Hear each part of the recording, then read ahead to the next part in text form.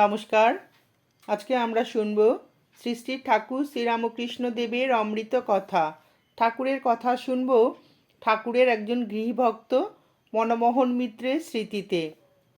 তিনি বলছেন, আমি বহুকাল হইতে শ্রীরামকৃষ্ণ দেবের নাম শ্রবণ করিতাম। ইন্ডিয়ান মিরর, সুলভ সমাচার প্রভৃতি সংবাদপত্রে তাহার বিষয় পাঠ করিতাম। মনে মনে তাহাকে দর্শন করিবার জন্য কতই সংকল্প করিতাম। বন্ধু বান্ধব লইয়া কত যুক্তি করিতাম, কিন্তু তাহা 1879 খ্রিস্টাব্দের কার্তিক মাসের পূর্বে কোনো মতেই কার্যে পরিণত করিতে পারি নাই। কার্তিক মাসের শেষভাগে ক্রমান্বয়ে 4-5 দিবস বৃষ্টি হইয়াছিল। সেই সময় একদিন শনিবার রাত্রেতে আমি স্বপ্ন দেখিলাম, জগৎ সংসার জলে ভাসিয়া গিয়াছে। যেদিকে নিরীক্ষণ করি সব জলে পরিপূর্ণ। বৃহৎ অট্টালিকা সমূহ জলের স্রোতে ভাসিয়া যাইতেছে। কলিকাতা জনশূন্য, একটাও বাটি নাই। মনুমেন্ট জলে নিমগ্ন হইয়া গিয়াছে, তাহার চিহ্নমাত্র আর লক্ষিত হয় না। প্রবল জলের স্রোত আমাকে ভাসাইয়া লইয়া চলিল। দেখিলাম চতুর্দিকে জল, আকাশের ন্যায় বিস্তৃত, আর কোনো বস্তুর চিহ্ন মাত্র নাই। আমি একা সেই জলরাশির ওপর ভাসিতে ভাসিতে চলিতেছি।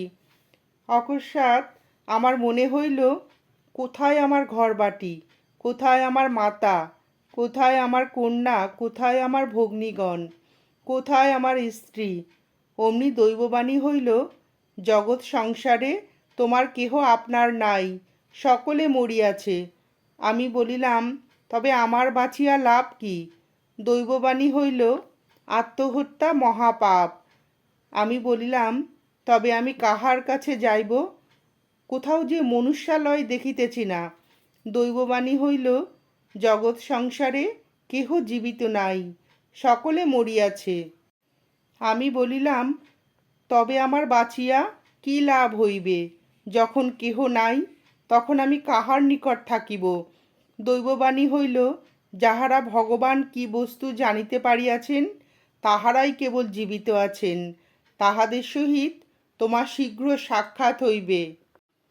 তাহাদিগের সহবাসে তুমি থাকিও। আমি বলিলাম, আহার করিব কি? চারিদিকে জল, আর আহার কোথায় পাইব? দৈববাণী হইল, তোমার হৃদয়ের নিম্নে অনুসন্ধান করো, আহার পাইবে। আমি তখন বক্ষের নিম্নে হস্ত দিলাম। দেখিলাম একটা কাষ্ঠের ওপর আমার বক্ষস্থল রহিয়াছে। তাহাকে অবলম্বন করিয়া আমি জলে ভাসিতেছি। আমার তখন চৈতন্য হইল যে, ভগবানের কি আশ্চর্য লীলা! আমাকে রক্ষা করিবার জন্য কোথা হইতে আমার অজ্ঞাতসারে একখণ্ড কাষ্ঠ আমার বক্ষের নিম্নে দিয়াছেন। আমি ভালো সন্তরণ জানি না, এই জলে আমার পক্ষে ভাসিয়া থাকা অসম্ভব, সেই জন্য তিনি এইরূপ ব্যবস্থা করিয়াছেন। যখন আমার নিদ্রাভঙ্গ হইল, তখন রাত্রি প্রায় 4টা। আমি বহুক্ষণ হতচেতন প্রায় বসিয়া রহিলাম। আমাকে গৃহমধ্যে পরিবারগণ দ্বারা বেষ্টিত দেখিয়া অতিশয় আশ্চর্যান্বিত হইলাম। যাহাকে সম্মুখে দেখিলাম, তাহাকে জিজ্ঞাসা করিলাম, আমি কোথায়, তোমরা কে? আমার এরূপ প্রশ্ন শুনিয়া তারা বিস্ময়াপন্ন হইলেন। অনেকক্ষণ পরে আমার চেতনা হইল। তখন বুঝিলাম, যাহা কিছু দেখিয়াছি তাহা স্বপ্ন মাত্র। স্বপ্ন বৃত্তান্ত আমি রামচন্দ্রকে বলিলাম। রামচন্দ্র সমস্ত শুনিয়া বলিলেন, যাহা স্বপ্নে দেখিয়াছ সমস্তই সত্য। বাস্তবিক সকল মনুষ্যই মায়াঘরে ডুবিয়া আছে, কেহই জীবিত নয়, সকলেই চৈতন্যহারা হইয়াছে। আমি তাহার কথা শ্রবণ করিয়া বলিলাম, বহুকাল হইতে পরমহংস মহাশয়কে দর্শন করিবার জন্য কত যুক্তি করিয়া আসিতেছি, কিন্তু এ পর্যন্ত আমার এই কার্যের জন্য সময় পাইলাম না। ইহা অতিশয় দুঃখের বিষয়। রামচন্দ্র আমার কথা শ্রবণ করিয়া বলিলেন, তবে আদ্যই চলো। আজ রবিবার 13ই নভেম্বর 1879। আমাদের বড় শুভ দিন, ছুটি রহিয়াছে। আমি স্বীকৃত হইলাম। অনতি বিলম্বে আমরা প্রস্তুত হইলাম। শ্রীযুত গোপাল মিত্র, রামচন্দ্র এবং আমি প্রাণকৃষ্ণ দত্তের নিকটে গেলাম। প্রাণকৃষ্ণ একজন নববিধানী এবং আমাদের পরম বন্ধু। তাহার মুখে সর্বদা ঠাকুর শ্রীরামকৃষ্ণদেবের কথা শুনিতাম। কোনো বিশেষ কার্য অনুসারে প্রাণকৃষ্ণ যাইতে পারিলেন না। আমরা তিনজনে নৌযানে দক্ষিণেশ্বরের ঠাকুরবাটিতে পৌঁছালাম।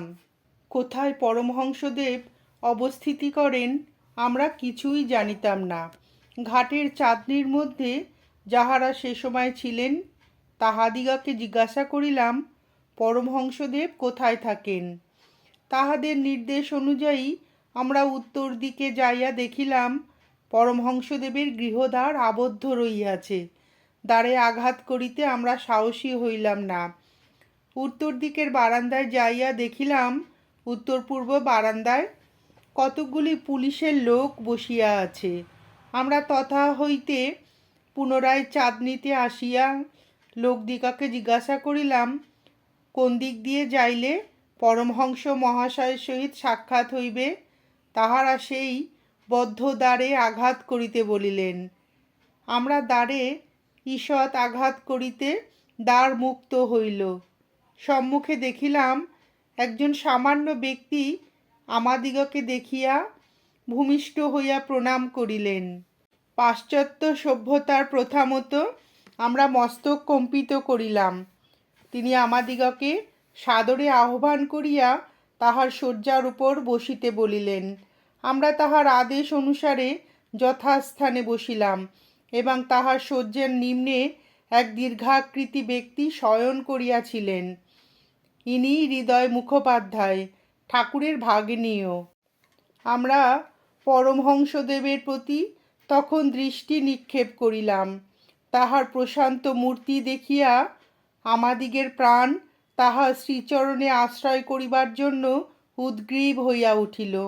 আমরা যখন বাটি হইতে বাহির হই মনে করিয়া গিয়াছিলাম মণ্ডিত মস্তক গৈরিক বসনধারী পরমহংস বাকছালের উপর উপবিষ্ট দেখিব, কিন্তু যাহা দেখিলাম আজীবন আর ভুলিতে পারিব না। পাঞ্জাব এবং উত্তর পশ্চিমাঞ্চলে আমি অনেক পরমহংস দেখিয়াছি, কিন্তু ঠাকুর শ্রীরামকৃষ্ণ দেবের ন্যায় নিরভিমান সরলতাপূর্ণ মহাপুরুষ আমি আর কোথাও দেখি নাই। তাহার পরিচ্ছেদে কোনো বাহ্য আড়ম্বর দেখিলাম না। সামান্য একখানি ধুতি কটি দেশে অর্ধোন্মুক্ত রহিয়াছে, কোঁচা উত্তরীয় স্থান অধিকার করিয়াছে। তিনি সহস্র বদনে হৃদয়কে বলিলেন, দেখ হৃদু, এদের কেমন শান্ত প্রকৃতি, এরা ব্রাহ্মদলের লোক নহে। হৃদয় তাহার বাক্য শ্রবণ করিয়া বলিলেন, যখন আপনি বলিতেছেন তাতে আর সন্দেহ কি।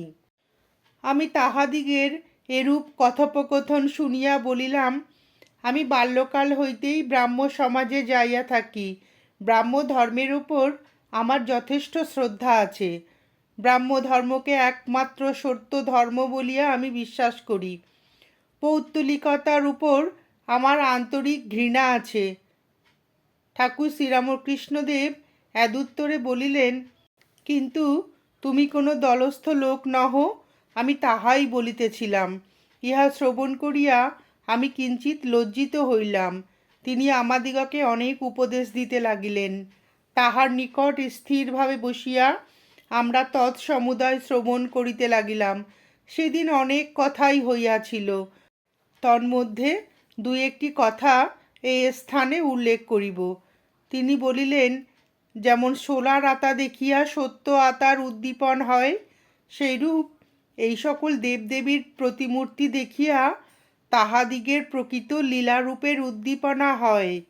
তিনি সর্বশক্তিমান, তাহার পক্ষে সকল কার্যই সম্ভব। এইরূপ উপদেশ দিতে দিতে সহসা তিনি রামচন্দ্রকে বলিলেন, তুমি না ডাক্তার, দেখো তো ও মানে হৃদয় কেমন আছে, ওর জ্বর হইয়াছে। ইতিপূর্বে রামচন্দ্র নিজেকে ডাক্তার বলিয়া পরিচয় দেন নাই। পরমহংসদেব মহাশয়ের মুখে সহসা এই কথা শ্রবণ করিয়া আমরা আশ্চর্য হইলাম। রামচন্দ্র হৃদয়কে পরীক্ষা করিয়া বলিলেন, এখন জ্বর নাই। সে দিবস আমরা সন্ধ্যা পর্যন্ত তাহার নিকট ছিলাম। সেদিন আমরা যেরূপ শান্তি ও বিমল আনন্দ প্রাণে প্রাণে অনুভব করিয়াছিলাম, সেইরূপ শান্তি ও আনন্দ ইহার পূর্বে কোনো দিন আস্বাদন করিতে পারি নাই। এই দুঃখপূর্ণ সংসারে সাধু সঙ্গে যে এমন শান্তি পাওয়া যায়, তা আমরা ইতিপূর্বে জানিতাম না, বিশ্বাস করিতাম না। সন্ধ্যা সমাগমে আমরা শ্রীরামকৃষ্ণদেবের শ্রীচরণ বন্দনা পূর্বক শূন্য হৃদয়ে প্রত্যাগমন করিলাম। আসিবার পূর্বে শ্রীরামকৃষ্ণদেব আমাদিগকে বলিলেন, আবার আসিও। আমরা তদুত্তরে বলিলাম, আগামী রবিবার দিন আসিব। আবার রবিবার আসিল। আমরা প্রত্যুষে নৌযানে দক্ষিণেশ্বর যাত্রা করিলাম। দক্ষিণেশ্বরে গিয়ে আমরা প্রভুকে জিজ্ঞাসা করিলাম, ভগবানকে কেহ নিরাকার, কেহ সাকার, কেহ শিব, কেহ কৃষ্ণ, কেহ কালী বলেন, প্রকৃতপক্ষে তাহার স্বরূপ কি?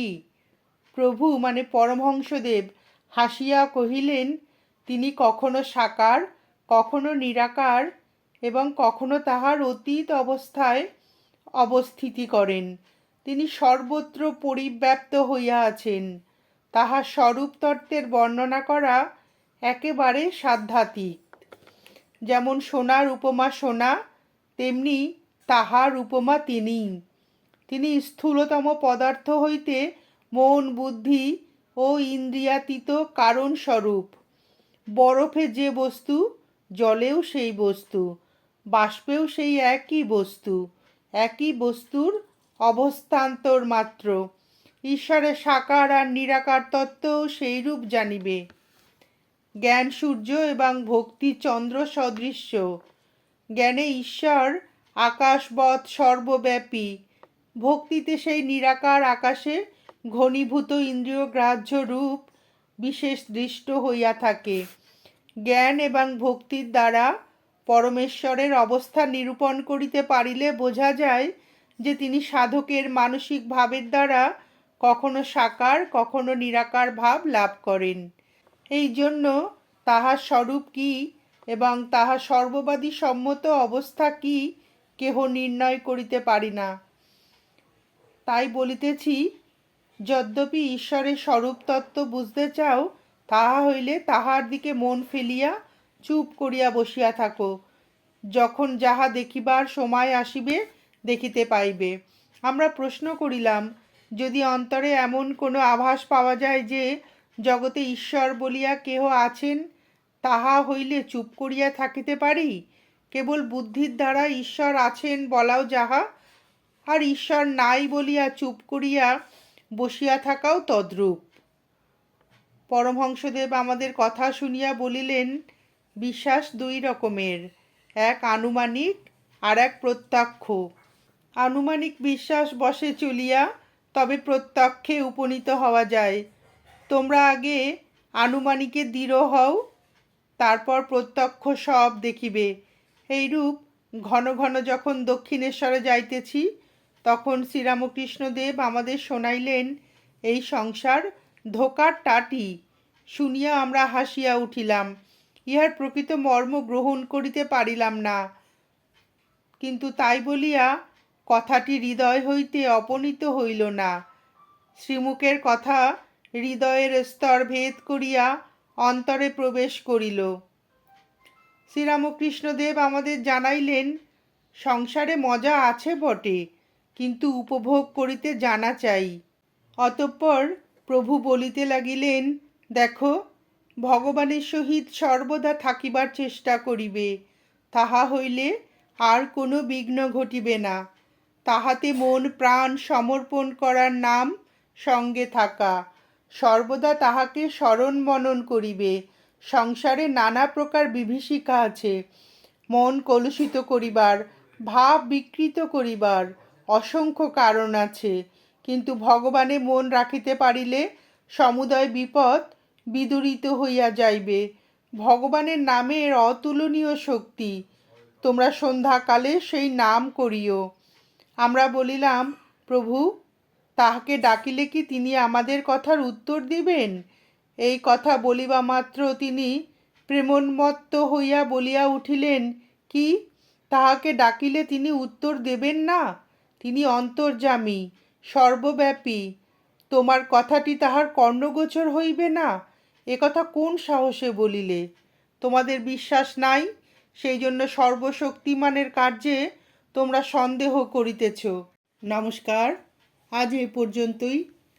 শ্রী শ্রী ঠাকুরের গৃহীভক্ত মনমোহন মিত্রের স্মৃতিতে শ্রী শ্রী ঠাকুর শ্রীরামকৃষ্ণ দেবের অমৃত কথা শুনে আপনাদের যদি ভিডিওটি ভালো লেগে থাকে তাহলে একটি লাইক করবেন এবং চ্যানেলটিকে সাবস্ক্রাইব করে পাশে থাকবেন।